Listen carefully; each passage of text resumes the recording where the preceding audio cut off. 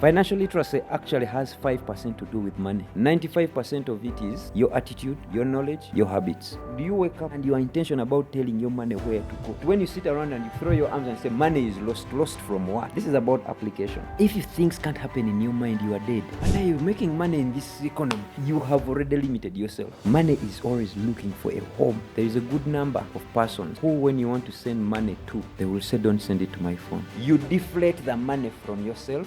Rich is the presence of money. Wealth is the ability to make money. Being broke is absence of money. There are people who are wealthy and broke, but there are people who are rich and poor. Poor is the inability to make money. You looking for money instead of making money. Saving is a concept. It is to save.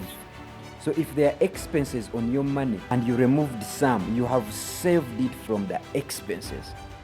Money doesn't buy life, but makes life worth living.